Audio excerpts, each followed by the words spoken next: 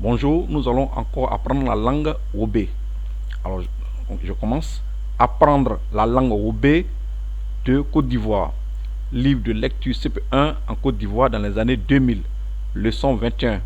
Je rappelle que j'enseigne depuis quelque temps la langue Wobé de Côte d'Ivoire. Aujourd'hui, nous sommes à la leçon 21. Je l'enseigne à partir d'un livre de CP1 des années 2000. Alors, donc, je reprends. Apprendre la langue Wobé de Côte d'Ivoire. Livre de lecture CP1 en Côte d'Ivoire dans les années 2000. Leçon 21. J'observe le dessin pour lire la phrase clé. Voici donc un dessin, qui est surtout dans le livre que j'ai scanné pour placer ici. Et voici la phrase clé qui est en bas. C'est la phrase à l'étude. Je la lis pour vous. Dali donne une daba à Dadier. Je reprends. Dali donne une daba à Dadier. On va traduire cette phrase en langue Wobé. Donc en langue Wobé, on va dire Dali nye Dadier kla. Je reprends. Dali nye Dadier kla. Encore reprendre. Dali nye Dadier kla. Dali nye Dadier kla. Nous allons continuer. Traduisons mot à mot la phrase Dali donne une daba à Dadier. On va la traduire mot à mot pour que vous puissiez mieux comprendre la langue Wobé. Je remonte un peu. Ok. Voilà, donc on reste dans. En français, Dali, en Wobé ça reste la même chose. Dali c'est un nom propre. Donne, on dit en Wobé, donne en français. En Wobé, on dit nye. Donc en Wobé, on dit nye.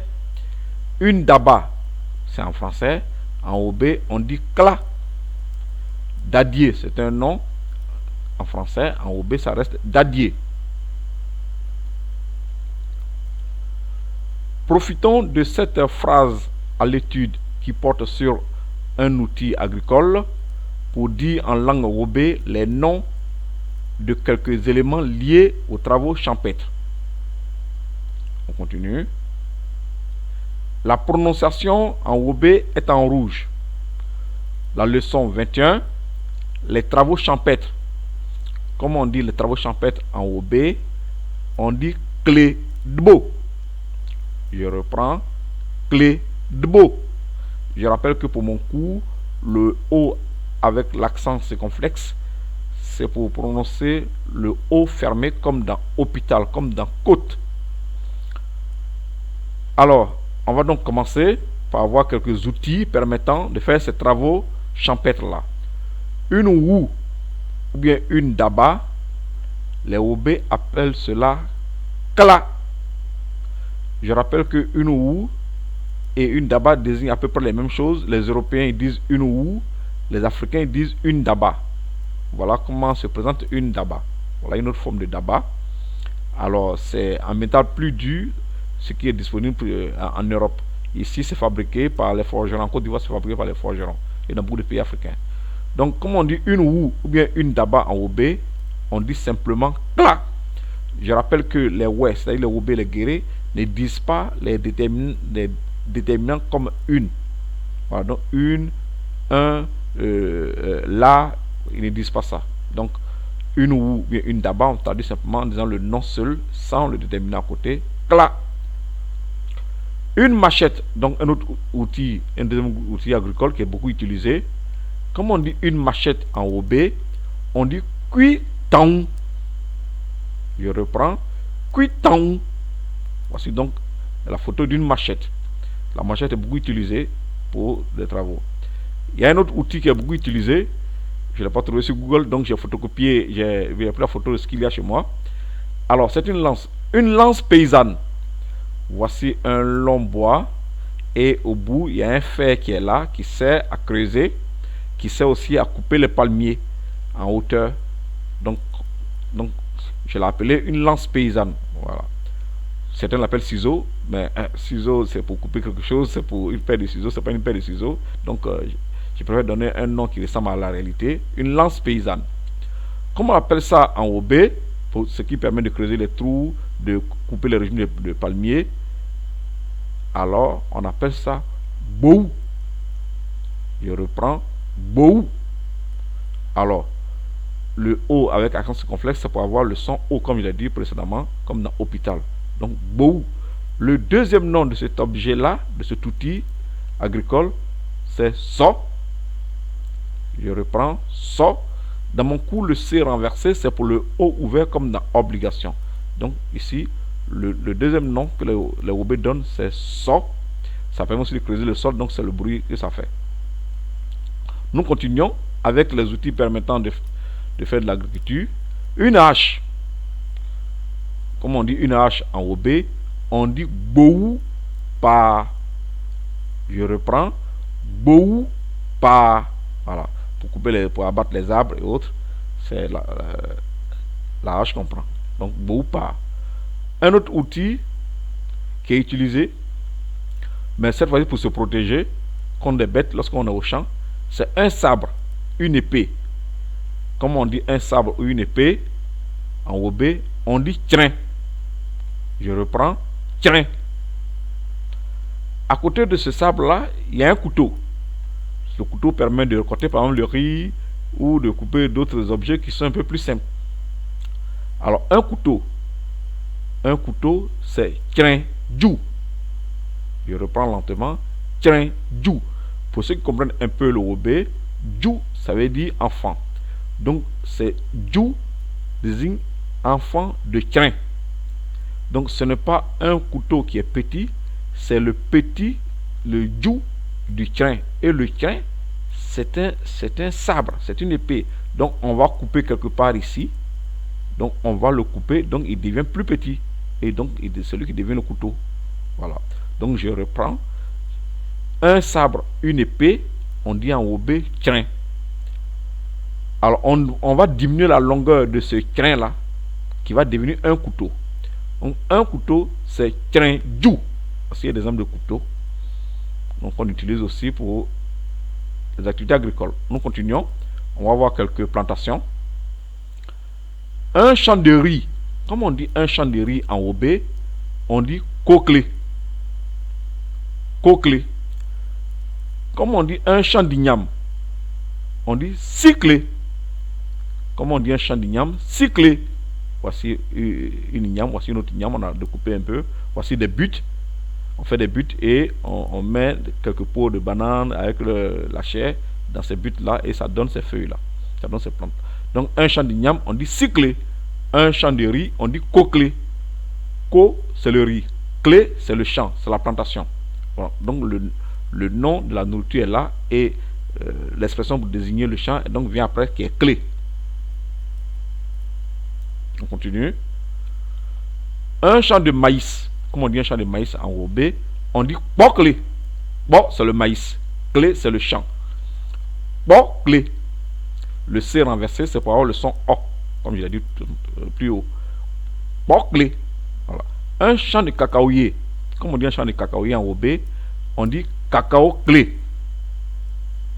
Donc j'ai mis l'accent circonflexe sur le O pour conserver le son O dans mon cours.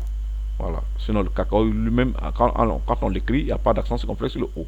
Donc un champ de cacaoyer, on dit cacao-clé. Voici des cabosses qui sont par terre. Voici comment se présente un champ de cacaoyer. Nous continuons. Un champ de caféier, on dit café-clé. Comment on dit en OB? Café-clé. Un champ de caféier, café-clé simplement. Un champ de correcte potagère, on appelle cela en Côte d'Ivoire communément blala. Alors les OB ils disent serin-clé. Serin-clé. Voici donc lorsque ça fleurit, on découpe cette feuille là pour la manger. Donc c'est serin-clé. La feuille c'est serin. Et puis clé c'est le champ. On continue. Un champ de gombo. On dit en OB bouet clé. Bouet désigne le gombo. Clé c'est le champ, c'est la plantation. Voici donc un champ de gombo. Voici les gombos ici.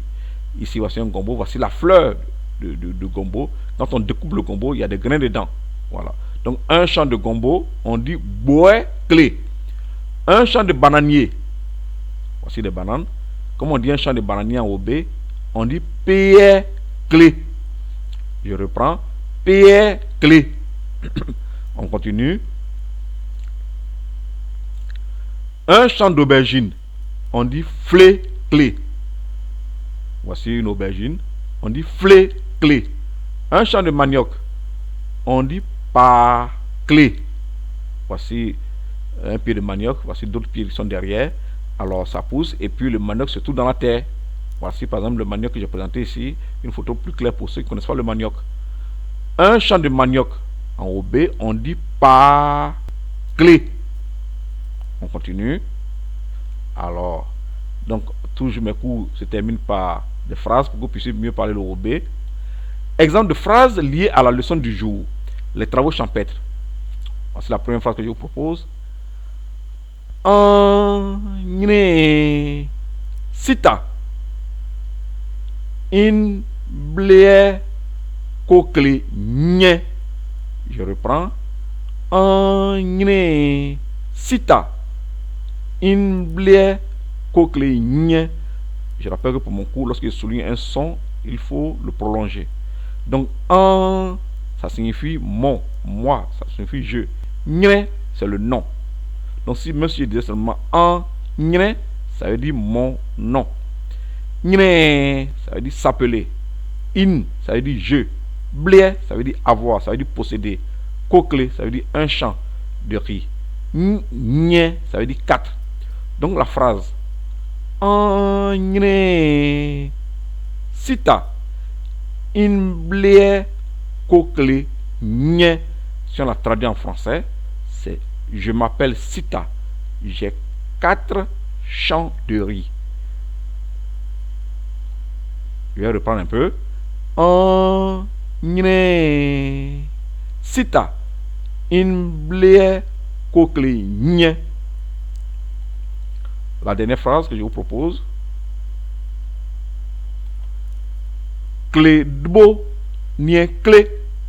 Je reprends. Clé debo nie clé. Clé, ça signifie un champ, une plantation. Quand clé, le mot clé est utilisé comme nom. Clé debo, ça signifie les travaux champêtres, comme on l'a vu dans le titre de la leçon. Debo, c'est un travail. Nie, ça veut dire être. Clé, ça veut dire difficile quand clé est utilisé comme adjectif. Ici, voici nier, voici être, et puis voici le clé. Dans ce cas-là, il est utilisé comme adjectif, il signifie difficile. Donc, clé de beau, nier clé, ça veut dire en OB, les travaux, ça veut dire en français plutôt, les travaux champêtres sont difficiles. Donc, clé de beau, les travaux champêtres, nier sont difficiles, clé. Donc, clé de beau, nier clé. Voilà. Alors, la difficulté des travaux champêtres, ils l'ont reporté sous forme de mots. Voilà. Donc, je reprends en OB. Clé de beau, nier clé. Je vous dis merci.